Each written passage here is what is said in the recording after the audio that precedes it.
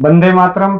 वंदे स्वस्थ मातरम। समृद्ध परिवार निर्माण प्रयास केंद्र दिल्ली से आप सबका भाई गोविंद चंद्र प्रसाद, भाई राजीव दीक्षित जी के व्याख्यानों से प्रेरित और प्रोत्साहित होकर स्वदेशी चिकित्सा के प्रति जागरूकता का कार्य जमीनी स्तर पर और सोशल मीडिया के माध्यम से कर रहा हूँ। और इस कार्य को करने में जो आप सभी का सहयोग, आशीर्वाद, अनुभव, मार्गदर्शन मिल रहा है, उसके लिए आप सभी को कोटि कोटि नमन, दिल की गहराइयों से हार्दिक धन्यवाद। और आप सभी से विनम्र निवेदन है कि आप अपने अपने सामाजिक समारोह में स्वदेशी चिकित्सा शिविर का आयोजन जरूर कराएं। और आज हमारे केंद्र पर भाई प्रदीप जी हैं। प्रदीप बुलंदशहर से, यूपी से, तो ये आए हैं मिलने के लिए। और इनके जीवन में रसोई घर चिकित्सा के कई चमत्कार हैं राजीव भाई के सुनने के बाद। और इनके जीवन में भी बहुत बड़े बदलाव आए हैं। कुछ ऐसे यूं कह लें कि जीवन जो मिला है वो राजीव भाई की देन है। तो आज हम जानते हैं, एक ऐसा अनुभव सुनने को मिलेगा, एक ऐसी कहानी जो राजीव भाई के सुनने के बाद कैसे बंदा, मतलब किस तरीके से मृत्यु के मुंह से वापस आए। और इसमें जो सबसे बड़ा रोल था वो सिर्फ एक ही, वो है राजीव भाई की आवाज, राजीव भाई के व्याख्यान। तो आप सभी से पहले ही और बार बार यही विनती करूंगा कि आप अपने जीवन में स्वदेशी चिकित्सा को अपनाएं, भाई राजीव दीक्षित जी के व्याख्यानों को सुने, आयुर्वेद को पढ़ें। जैसा कि हमारे वैद्य सत्यवान नायक जी कहते हैं, स्वस्थ रहना है, समृद्ध रहना है तो आयुर्वेद पढ़ना ही है। तो आयुर्वेद पढ़ें, आयुर्वेद को समझें, आयुर्वेद को अपने जीवन में अमल करें। मैं चाहूंगा कि प्रदीप भाई आप अपने जीवन के बारे में, अपने बारे में और स्वदेशी चिकित्सा, मतलब जो भी है, जैसा भी आप जो आप कहना चाहते हैं, क्योंकि आज आने वाली पीढ़ी आज की पीढ़ियों पर डिपेंड करती है। तो आज हमारी युवा पीढ़ी है आप, तो आपके जो विचार हैं, आपने जो अनुभव किया है, अगर और भाई बंधु आपके अनुभवों से प्रेरित और प्रोत्साहित होते हैं और वो भी अपने जीवन में कुछ बदलाव करते हैं, तो वो भी अपने परिवार को, अपने आप को स्वस्थ और समृद्ध बना सकते हैं। तो स्वस्थ समृद्ध परिवार में आप सभी का और आपका खास करके हार्दिक धन्यवाद जी। मैं नमस्ते, वंदे मातरम। मैं यूपी डिस्ट्रिक्ट बुलंदशहर का रहने वाला हूँ। मेरा नाम प्रदीप आर्य है। तो मैं अपनी एक कहानी आपको बताना चाहता हूँ, जो कि बड़ी ही माने रोचक कहानी है। आपको सुन के भी एक एक ऐसा आनंद का माने बहुत अंदर से आनंदित हो जाओगे कि ऐसा भी हो सकता है कि मसालों से, जिसको हम घरेलू माने घर के जो मसाले बोलते हैं।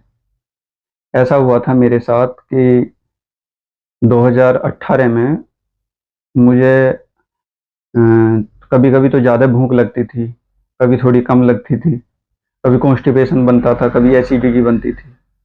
लेकिन उससे कुछ महीने पहले मैं राजीव भाई को भी सुनना प्रारंभ कर चुका था 2017 में। 2017 में धीरे धीरे मैं राजीव भाई को सुनना प्रारंभ कर चुका। लेकिन मैंने राजनीति के ही कुछ व्याख्यान उनके सुन पाए थे, तो माने ये घरेलू चिकित्सा वगैरह के नहीं सुन पाए थे। तो मुझे ये समस्या होती थी, तो मेरे एक पड़ोसी मित्र थे, उनको मैं बताता था कि यार मुझे ऐसा मतलब ज़्यादा अधिक भूख लगती है। वो कहने लगे भूख लगना तो अच्छी बात है, खाना चाहिए। तो मैं इग्नोर करता रहा, मैंने कि चलो अच्छी बात है तो खाता रहूं। तो धीरे धीरे ये समस्या बढ़ती रही। तो एक दिन फिर मैं उससे बोला अपने मित्र से, तो उसने मुझे पास में ही डिस्ट्रिक्ट बुलंदशहर में ही जेपी हॉस्पिटल नाम करके था, तो उन्होंने बताया बड़ा अच्छा अस्पताल है, एलोपैथी का हॉस्पिटल था। तो मैं उसमें चला गया। जाने के बाद में मैंने डॉक्टर के पास में जाने के बाद अपनी समस्या बताई। मैं कि डॉक्टर साहब मुझे ये वो है। उन्होंने फिर मुझे चेकअप लिखे।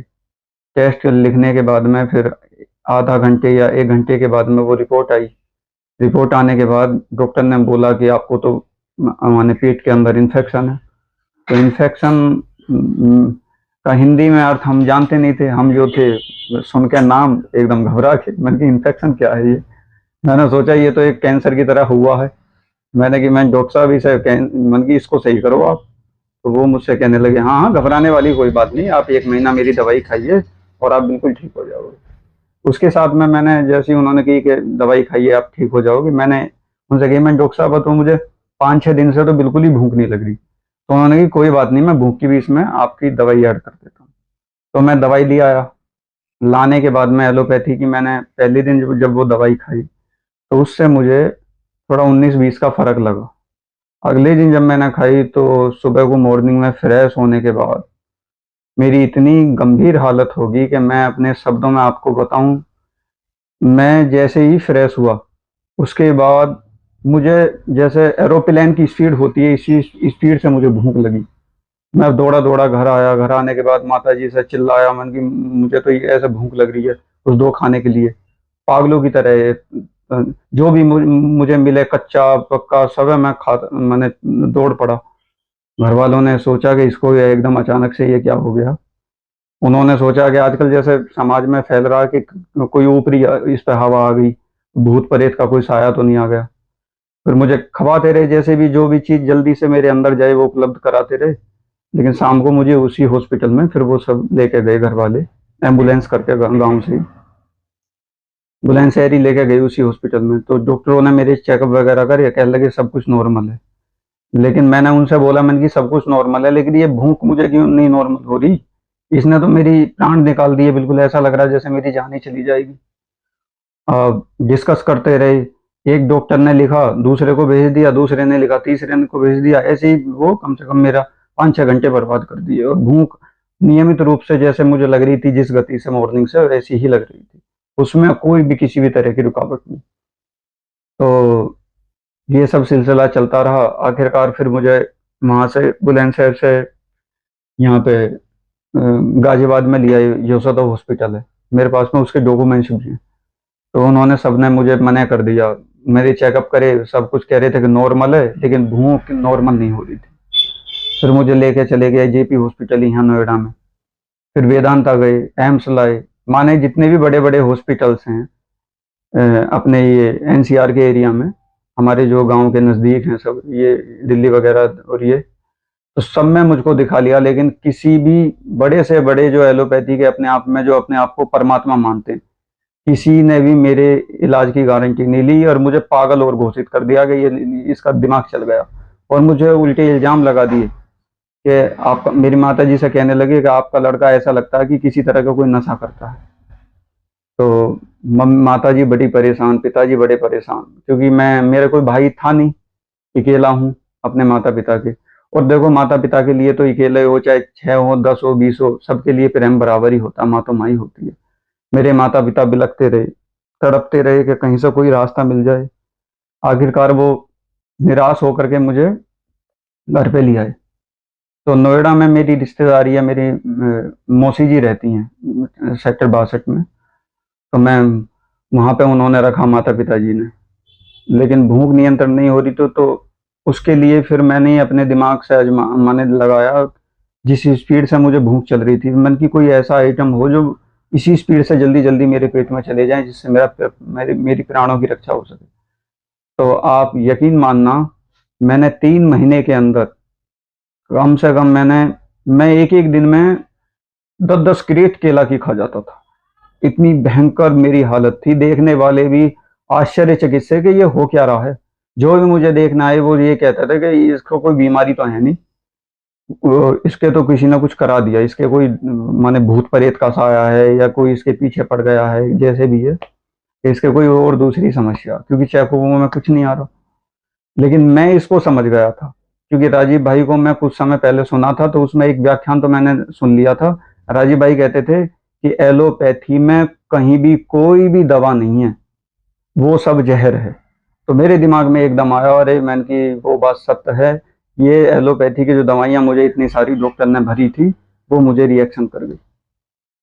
तो तब मैंने समझा और मैंने तुरंत अपनी माता जी से कही, मैंने कि माता जी और पिताजी, कि मुझे कहीं आयुर्वेदिक हॉस्पिटल में आप लेकर चलो।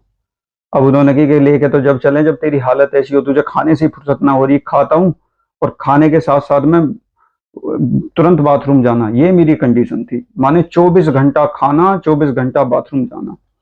उम्मीद मैंने भी छोड़ ही दी थी। मान के जब तक मेरे सामने ये केले उपलब्ध हैं या जो भी भोजन है जो जल्दी जल्दी पेट में जा रहा है, मैं भी कोशिश कर रहा हूँ। और जहाँ माता पिता भी बेचारे अपने कोशिश में लगे हुए थे, वो भी ला रहे थे मेरे साथ, जग रहे थे, बहुत मेहनत कर रहे थे। तो फिर मुझे ऐसा ही लगा कि अब मैं बच नहीं पाऊंगा, बिल्कुल निराश हो गए सब तरीके से। तो मैं फिर शहर से चला गया गांव, क्योंकि मेरी इच्छा थी, क्योंकि मैं अपने मामा जी के यहाँ पे जाना पसंद करता था।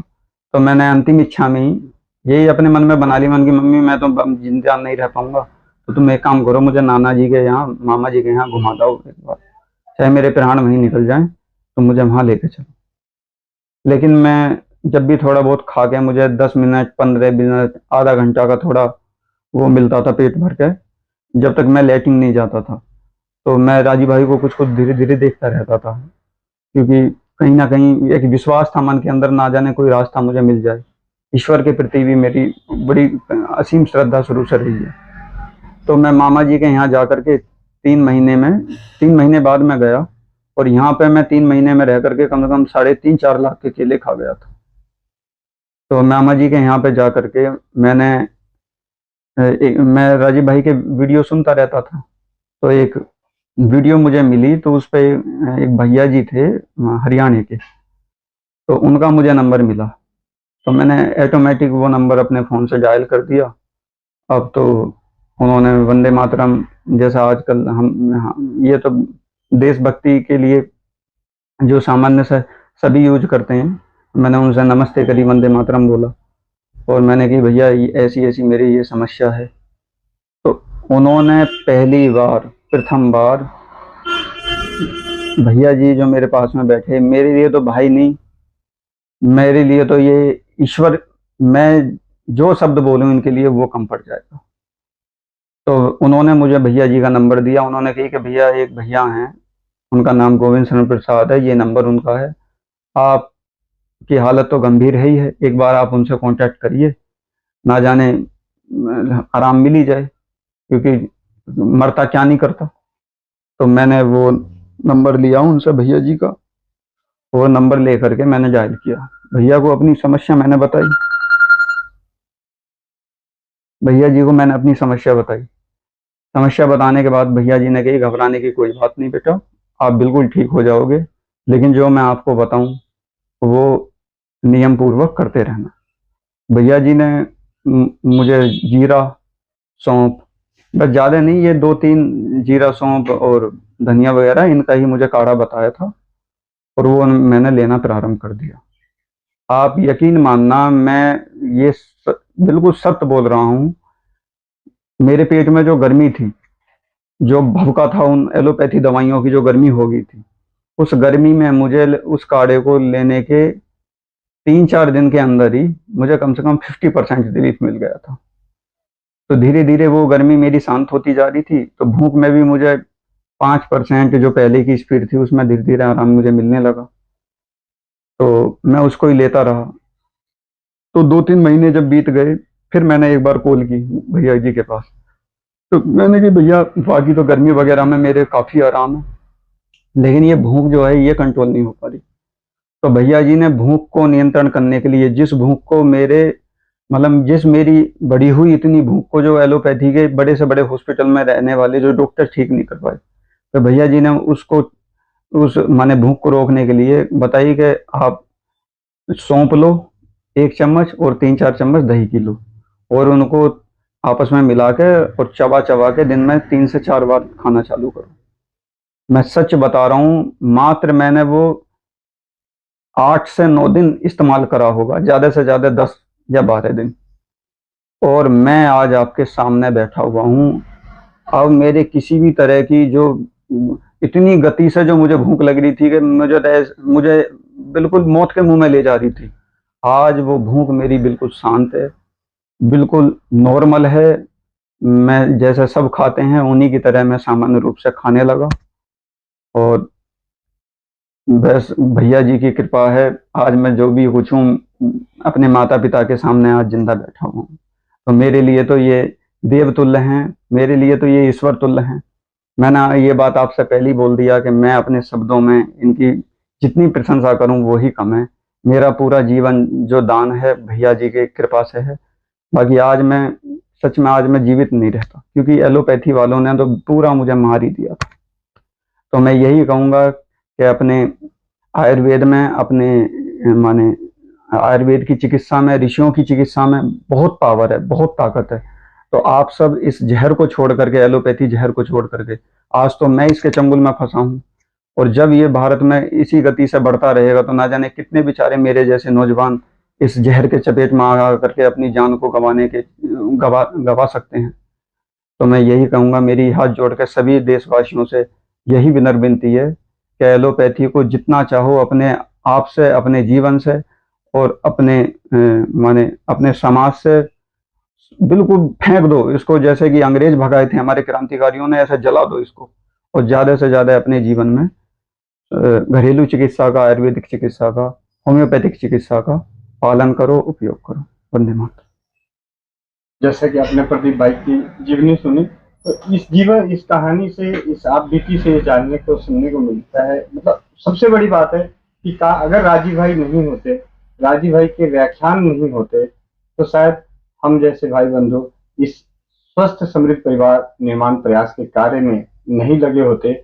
रसोई घर ब्रह्मांड की प्रथम औषधालय जागरूकता अभियान में भी हम कार्यरत नहीं होते, इसके प्रति प्रयासरत नहीं होते, अगर राजीव भाई के व्याख्यान हम तक नहीं पहुंचते। तो आप सभी से विनती है कि आप अपने जीवन में भाई राजीव दीक्षित जी के व्याख्यानों को सुने, और उसे अपने जो आपके आसपास के भाई बंधु हैं, जिन्हें आप अपना सगे संबंधी समझते हैं, जिनका आप भला चाहते हैं, उनको उन तक ये पहुंचाएं, हमारे प्रयासों को भी पहुंचाएं, राजीव भाई के व्याख्यानों को पहुंचाएं, और अपने सामाजिक समारोह में स्वदेशी चिकित्सा शिविर का आयोजन कराएं, क्योंकि ऐसे सामाजिक समारोह में सबसे आसान तरीके से हम कर सकते हैं। अपने सामाजिक समारोह में हम अपने परिवारों को, रिश्तेदारों को, जानकारों के लिए, उनकी सुख सुविधाओं के लिए, उनके खाने पीने के लिए हम बहुत सारी चीजों का इंतजाम कर देते हैं। उनके बैठने के लिए अच्छी अच्छी कुर्सियों का इंतजाम कर देते हैं, सोफे का इंतजाम कर देते हैं, खाने के लिए 50 तरह की वेराइटियों का इंतजाम कर देते हैं।